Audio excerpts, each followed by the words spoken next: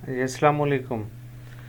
हमारे पास थर्मोडायनामिक्स से रिलेटेड एक नया प्रॉब्लम है जिसके अंदर हमने अब न सिर्फ इंट्रॉपी के बारे में बताना है बल्कि हमने इंथैल्पी चेंज के बारे में भी बताना है और गिब्स फ्री एनर्जी चेंज के बारे में बताना है। तो तीन हमारे पास जो फंक्शंस हैं जिनको हम स्टेट फंक्शंस कह सकते हैं वो इकट्ठे हो गए। इन तमाम के साइन के बारे में बताना है। अब क्वेश्चन क्या है, with its components in their standard state certain reaction a certain reaction is spontaneous only at high temperature. What do you know about the sign of standard enthalpy change and standard entropy change? Describe a process for which this is true. अब इसको हम simple आसान अंदाज में बताएं तो उसके भी दो पोर्शन बनते हैं कि हमारे पास कुछ रिएक्शंस है और अपने स्टैंडर्ड स्टेट में है, और वो रिएक्शन ऐसा है जो स्पॉन्टेनियस तो है लेकिन हाई टेम्परेचर पे स्पॉन्टेनियस है। अच्छा, वो कहते हैं जी अब आपने इस रिएक्शन के साइन बताने हैं। अब किसके साइन बताने हैं? इंथैल्पी चेंज का साइन भी बताएं, इंट्रोपी चेंज का साइन भी बताएं।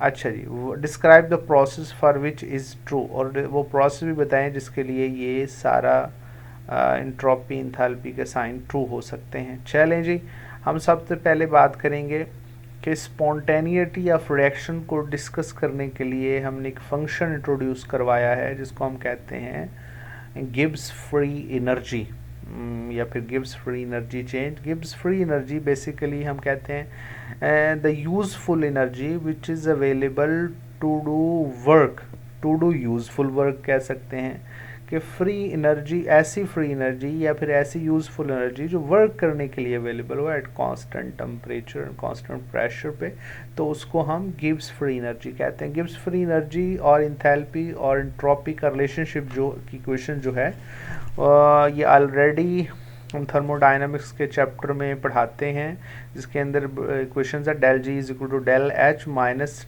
T del S. Temperature constant होता है गिब्स फ्री एनर्जी चेंज के लिए, इसलिए इसके लिए चेंज का साइन नहीं लगाया जाता।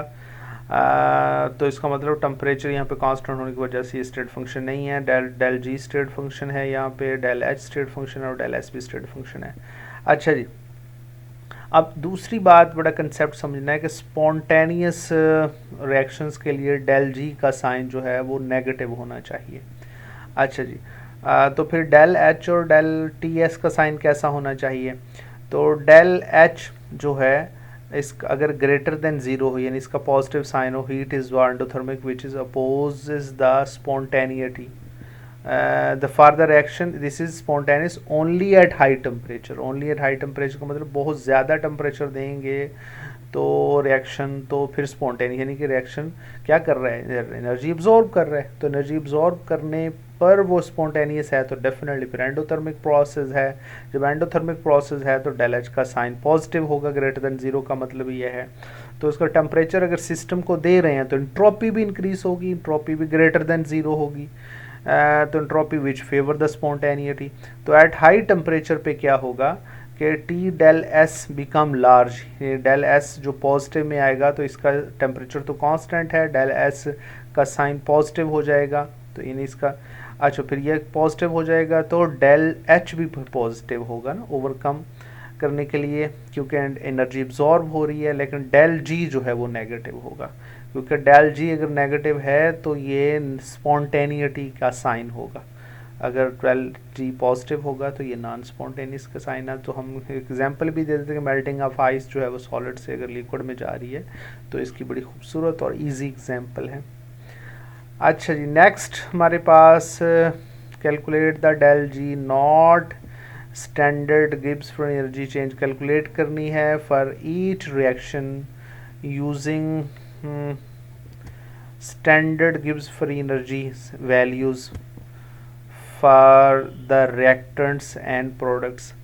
अब इसके अंदर क्वेश्चन जो है वो इसको सॉल्व करना आसान है, लेकिन इसके लिए शर्त यह है कि इनकी वैल्यूज़ आपको क्वेश्चन पेपर के अंदर दी जाएं, तो फिर आप इजी कैलकुलेट कर सकते हैं। तो हम इसका एक मेथड बता देते हैं कि हम रिएक्टर प्रोडक्ट की इंट्रोपीज में से रिएक्टेंट की इंट्रोपीज माइनस करते हैं तो overall standard entropy find out करते हैं, इंट्रोपी रिएक्शंस फाइंड आउट करते हैं। तो इसी फाइंड आउट करते हैं। तो इसी तरह अगर हमने गिब्स फ्री एनर्जी भी निकालनी है तो वो भी ऐसे ही करेंगे कि हमने क्या करना है कि यहाँ पे जहाँ पे साइन जो है एस का है वहाँ जी का साइन लगा दें। जिस तरह एंट्रोपी चेंज फाइंड आउट किया था इसी तरह हम गिब्स फ्री एनर्जी चेंजेस की वैल्यूज़ भी प्रोडक्ट की और रिएक्टेंट की हम फाइंड आउट कर सकते हैं। ठीक है जी, सेम इंट्रोपी की तरह हम गिब्स फ्री एनर्जी की वैल्यूज़ भी फाइंड आउट करेंगे कि प्रोडक्ट्स की इंट्रोपीज़ में से रिएक्टेंट की इंट्रोपीज़ को माइनस कर देंगे। लेकिन यहाँ पे देखें सॉल्व किया हुआ है और इसके अंदर सबसे पहले क्या करेंगे, नंबर ऑफ़ मोल्स भी हम रखेंगे, नंबर ऑफ़ मोल्स के मल्टीप्लाई करेंगे फिर इनकी स्टैंडर्ड गिब्स फ्री एनर्जी की वैल्यूज़ के साथ। और गिब्स फ्री एनर्जीज़ की वैल्यूज़ जो है वो अगर आपको गिवन होंगी, ठीक है जी। लेकिन यहाँ पे देखें गिब्स फ्री एनर्जी की वैल्यूज़ मैग्नीशियम सॉलिड में है, एलिमेंटल फॉर्म में है, और ऑक्सीजन भी एलिमेंटल फॉर्म में, लेकिन गैसेस में इनकी जो गिब्स फ्री एनर्जी की वैल्यू है वो 0 हैं। लेकिन मैग्नीशियम ऑक्साइड की वैल्यूज़ जो है वो 569.4 है। लेकिन ये वैल्यूज़ आपको दी जाएगी, जब ये वैल्यूज़ दी जाएंगी तो आप इजीली इनका कैलकुलेट कर सकते हैं। अगर ये वैल्यूज़ ना दी जाएं तो फिर कैलकुलेट करना ज़रा मुश्किल हो सकता है। होप सो आपको ये बात समझ में आ गई होगी।